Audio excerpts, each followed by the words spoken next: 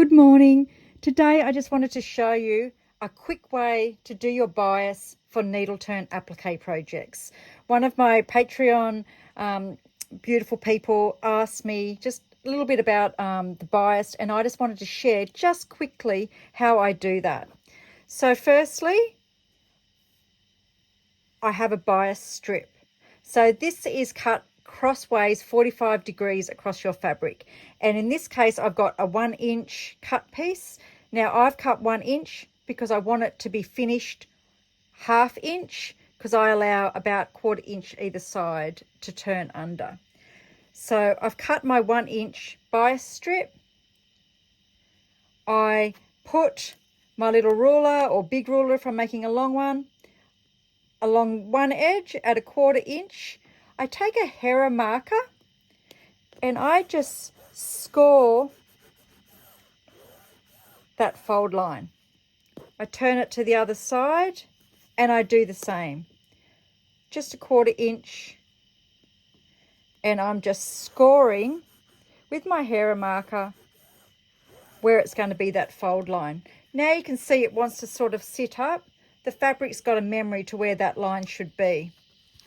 Just going to remove my thing. Now what I'm going to do is, because it's got a bit of a memory, it just wants to hold over. So what I do is I come to the ironing board, and I can keep my fingers right away from the iron, and the fabric just wants to fold because it's got the score line from the hair marker. I do one side, turn over the other side. If this ends up too wide, you could even make the seam allowance a bit more, or cut the strip a little bit narrower. So you just adjust. If I wanted to do one that was about 1 inch thick, I might cut it at 1.5 before I do it. Now the other question I was asked was about getting the nice curve. So firstly, you'll get a curve because the fabric's been cut on the bias. If it wasn't cut on the bias and it was cut on the straight grain, it's near impossible to curve without lots of little tucks.